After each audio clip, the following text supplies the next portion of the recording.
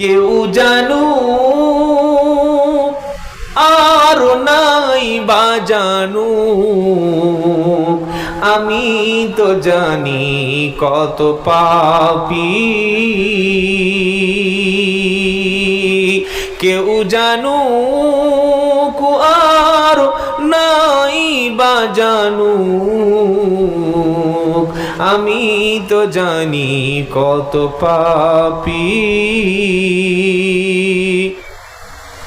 পোশাকে আশাকে দেখো, দেহটাকে ঢেকেছি, সাদা পোশাক পরে কত নাম নিয়েছি।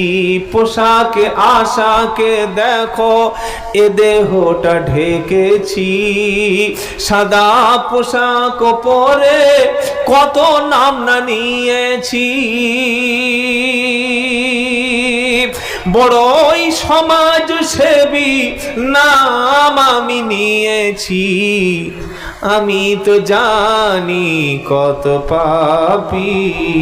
কেউ জানুক আর নাই বা জানুক, আমি তো জানি কত পাপী।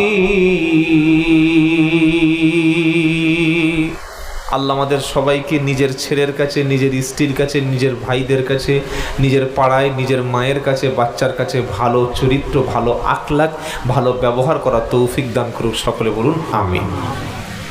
তাহলে নবীর উপরে দরুদটা হয়ে গেল বাবা। দরুদটা বুঝতে পেরেছেন? আল্লাহ দরুদ পড়েন, আল্লাহ রহমত বর্ষণ করেন, ফেরেশতারা দরুদ পড়েন, রহমতের দোয়া করেন, আর আমরা ইমানদার যারা নবীর উপরে দরুদ পড়ি। এইবার একটা প্রশ্ন, ইমানদাররা দরুদ পড়বে কিভাবে? শুনছেন আপনারা? কিভাবে দরুদ পড়বে? নবী বললেন সাহাবারা, কুল বলো, আল্লাহুম্মা সাল্লি আলা মুহাম্মদ ওয়া আলা আলি মুহাম্মদ কামা সাল্লাইতা আলা ইব্রাহিম। যে দরুদটা আমরা একটু আগে বাবা নামাজে পড়ে এসেছি, আল্লাহর নবী বললেন এই দরুদটা তোমরা বেশি বেশি পড়ো, জোরে বলুন সুবহানাল্লাহ। আবার কেউ যদি বলে সাল্লাল্লাহু আলাইহি ওয়াসাল্লাম, এটাও একটা দরুদ। কেউ যদি বলে আসসালাতু ওয়াসসালামু আলাইকা ইয়া রাসূলুল্লাহ, এটাও দরুদ। দরুদ মানে হচ্ছে বিশ্ব নবীর জন্য উম্মাত দোয়া প্রার্থনা করছে আল্লাহর কাছে, জোরে হবে না সুবহানাল্লাহ। ব্যাস, দরুদটা রাস্তা পরিষ্কার হয়ে গেল। আপনি চলছেন, ফিরছেন, কথা বলছেন, ওযু থাকলেও দরুদ পড়া যাবে, ওযু না থাকলেও দরুদ পড়া। মনে হচ্ছে ওযু না থাকলে দরুদ পড়া যাবে? ভাই যাবে কি যাবে না? এখানে যারা বসে আছেন সবার ওযু আছে কি? ওযু অনেকের নাই। যদি আপনি সাল্লাল্লাহু আলাইহি সাল্লাম বলেন, সঙ্গে সঙ্গে আল্লাহ 10টা রহমত নাজিল করবে, 10টা জীবনে আপনার আমলনামা আল্লাহ পারা ভারী করে দেবে, জোরে বলুন সুবহানাল্লাহ।